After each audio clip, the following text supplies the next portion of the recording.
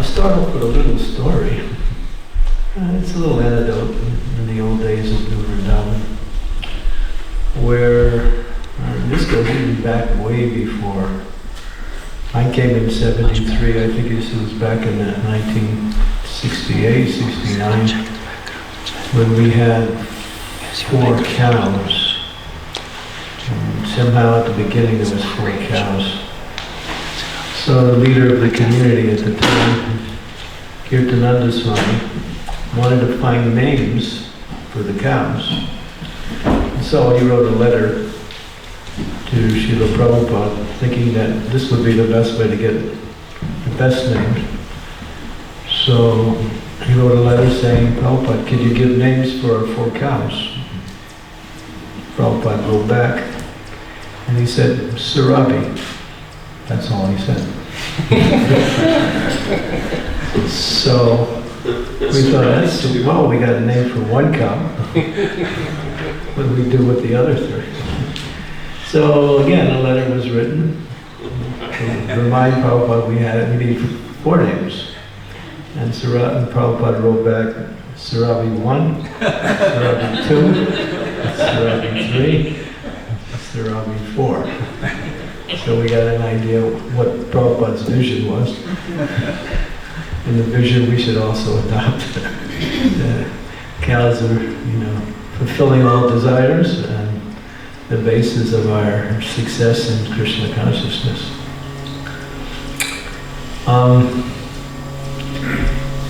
My experience here, that's what you want me to speak about, my own experience here. Of course, my experience was to take what the cow gave and turn it into something different. And that was turning butter, making butter from the milk. And then I would make the butter. We had a little container with metal can. They would come in 2 sizes, one about 4 gallons and one about 10 gallons. So I had the 4-gallon can, we put the milk in there, and then I had a little, kind of like a paddle. It was supposed to be a churning rod, and a stick coming down, and a circular thing with holes in it, and I would go like this. They used to call me Mother Your Soda. And I would churn the butter and then make butter balls, and then we'd wash the butter and do it again until the butter was just, and then we had so much buttermilk.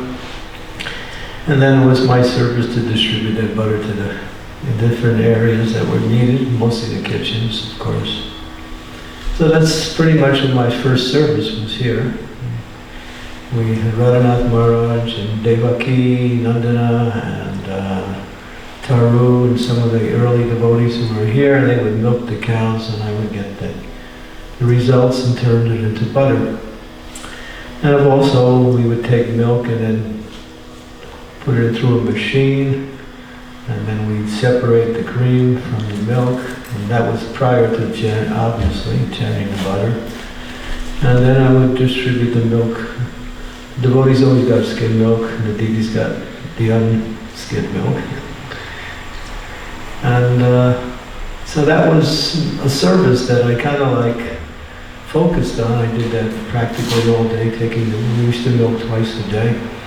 Once early in the morning and again around 5:30 in the evening. We didn't have so many cows in those days. We had about maybe 20, 25 cows, maybe even less than that. I think Varsana Maharaj probably knows the numbers as far as how many cows we had those days.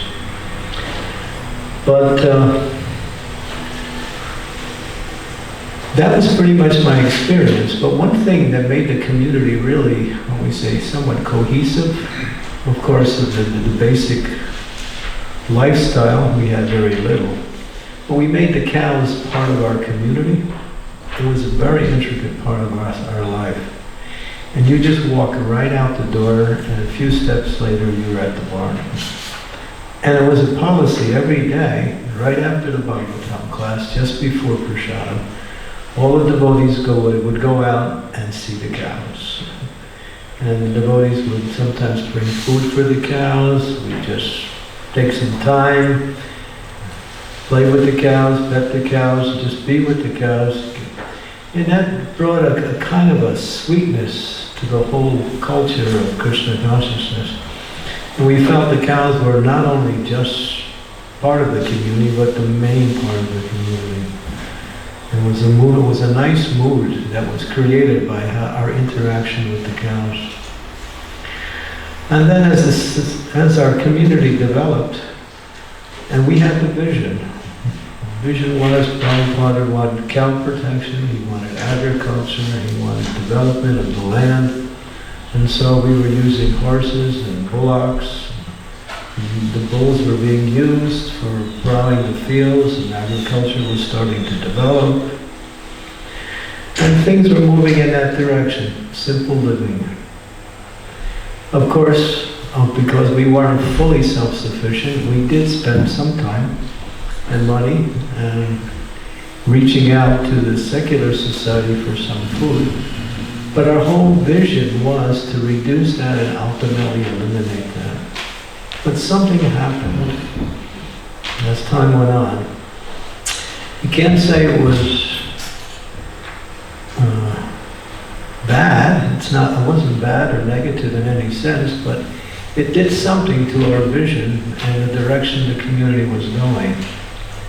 And that is, we decided to move into making Prabhupada's palace, which of course, just last weekend we had a wonderful festival, and we installed a plaque given by the National Historical Society, which is an agency of the federal government of the United States to make the palace a tourist attraction established all through North America.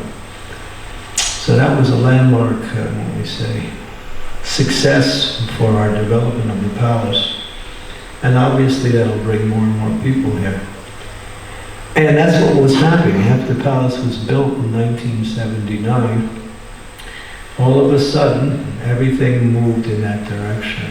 And somehow or other, we put the whole agriculture and cow focus on hold, and it's still on hold. And that's the problem. That's today's problem, that we haven't really gotten back to that vision that Prabhupada established. And things moved in the area of development. You can see, you look around, you have so many nice buildings. This is one of the most beautiful looking communities. Everything is there, but we lost the direction in Prabhupada's vision, simple living, agriculture, and cow protection. Now, as His Holiness Krishna Kshetra Maharaj was mentioning this morning in his presentation, the connection between Brahminical culture and cow protection. And part of that, and this was brought up by the devotees there, is food production. You really can't really establish cow protection on the level that it needs to be established unless you start developing food production.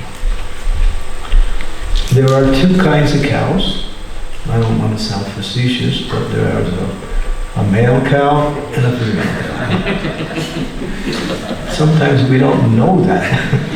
We kind of forget that, it's just mother cow. But how about father bull? And father bull is the one that gets unemployed when there is no agriculture or not enough emphasis and development and plans in that direction. So we're seeing, at least in this community, I don't know from around the world, that we need to be moving more in that direction. And Prabhupada wrote, and he was glorifying Gita Nagari. He wrote one line, he says, Gita Nagari has been successful. They have established food production. They have established food production. That's from the time when Srila Prabhupada was here. So this is where we need to work on, developing agriculture, food production. Instead, otherwise just dialing a phone and just having trucks come in with food or devotees going out and buying food. It minimizes the importance, not minimizes, practically stifles the importance of the whole cow program, especially with the bull.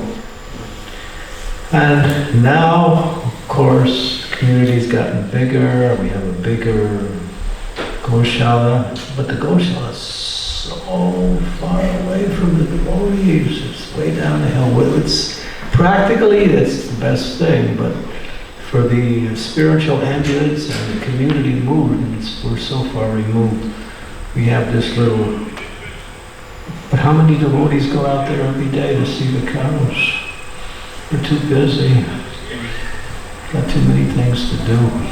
So the cow is not something that is just something we can get from her. I have this little paper here. I'd like to read some if I can. Would it be okay? It says, this is by His Holiness Bhaktivedanta Swami.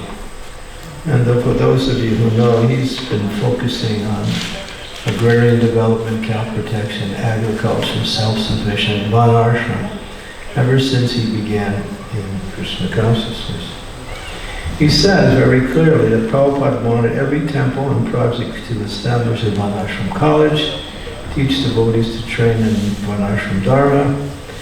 Every city temple should get land and establish farm communities, keep cows, and develop food within a 50-mile radius of that temple. And he says, now, after 50 years, what have we actually done? He says the real wealth of the cow is not the Panchagavya products that she can provide, not even the milk, yogurt, and ghee and milk products that she gives. He says the real wealth of Mother Cow is the food that she can help produce naturally with the help of her male calves that can become strong bulls if allowed to live. Of course, we don't kill, but still, we put them in the pastures, the bulls are there, they're pretty much unemployed. We think just by having bulls and somehow caring for them, we're actually doing it. As we use the cow for whatever she can provide, so the bull also needs. And this is a very important part of the whole process of self-sufficiency cow production. He also says the real wealth of Mother Cow is the dry cow dung that can be used as cow patties to cook our food in a natural, safe, and tasty way. The real wealth of our Mother Cow is the wet cow dung that can be used as antiseptic in our homes to cover floors, walls, both inside and outside, so we can see how it extends just beyond the basic things. The real wealth, he puts this one in emphasis, of our mother is the service she allows us to render her in the form of go puja and go service and go seva. So cow is dharma. Bull is actually the representative of dharma, and cow is representative of the earth. They go together. So serving the cow means to give that cow everything they need in order to live nicely and happily. When the cows are happy, the devotees are happy.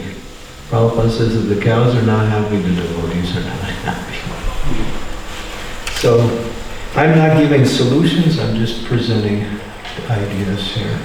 All of you have more ideas, solutions, and understandings than I do. I'm just presenting some things that I think are important. Here's another one. But because we're not following the instructions given by Prabhupada, what has become the faith of our cows? What has become the faith of the village scheme? What becomes the faith of our health and the undertakings to gain Varnashram Dharma? Yes, we can benefit from milk and many products. We need milk, ghee, and wholesome food. No one can deny that. But he says, unless we make it to establish these Varnashram colleges and make a serious effort to establish farm communities, we make an even serious effort to establish, he also goes into gurukuls.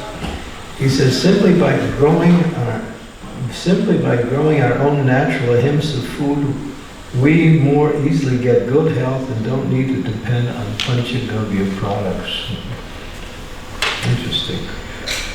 And so, so if you ask most devotees what cow protection is about, it's about getting milk and making sure she lives her whole life without being slaughtered. But that's not.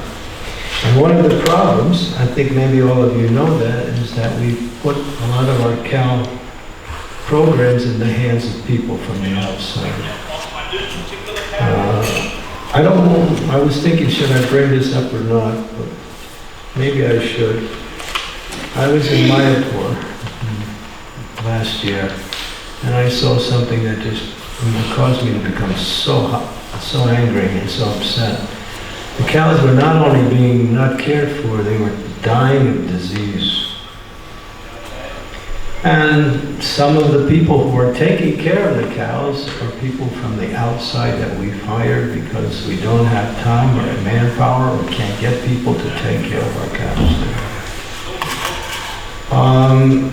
So much so that some of the bulls were taken away from our farm from our goshala in Mayapur and given to a smaller little goshala that was not on the campus, but outside the campus run by another devotee.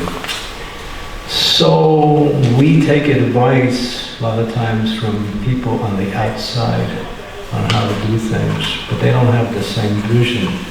We can get advice, but we can't let them take care directly of our cows because they don't understand what is the mood.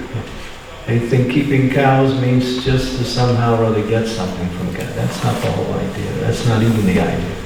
The idea is to worship the cow as mother, give her everything she needs, give the bull everything he needs, to live happily and use them for what they are meant to be used for. And connect the devotees with the cows as much as possible through various programs like that. I was talking to Krishna Consciousness Maharaj the other. We were in Germany together, and I was saying, people come to me and they say they got problems with anxiety, so I have to sit there and try to mentor something or say something that will help them. So I just offered the same question of Krishna Consciousness Maharaj. What his answer was kind of revolutionary. Not revolutionary to me it was, but maybe not to you. He said, what I tell devotees is, go hang out with the cows. And then you notice your anxiety will diminish. We were just in Gitanagari just yesterday we just came. And I have one devotee who was traveling with me and so he was out there playing with the cows and just petting the cows and just spending time with the cows. He came back and was so happy. He was so happy, and he felt like, I feel really good. And I said, yeah, now you understand. So yeah, of course, so the cow is precious. In the Srimad Bhagavatam it mentions that there are 5 categories of persons that require protection. Not that they should ask for protection, but they should be given protection, even if they don't ask for protection. The Brahmins, the cows, women, children, and old people.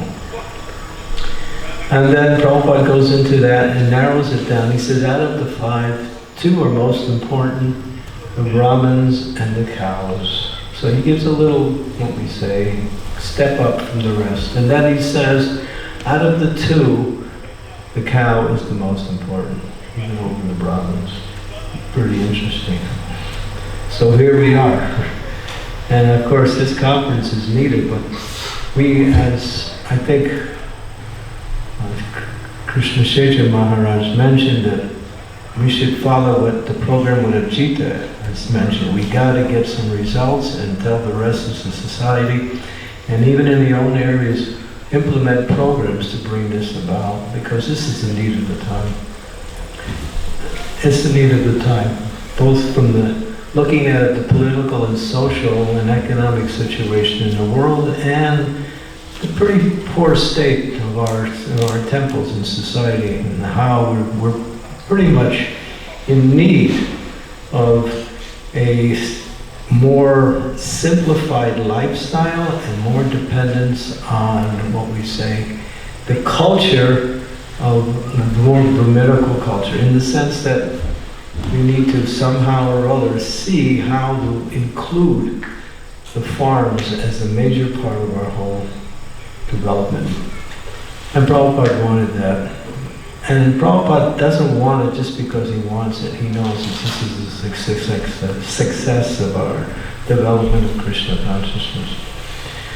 And if we can develop a program and show people from the outside, people will come to learn from us. And not only learn from us, but also become part of us.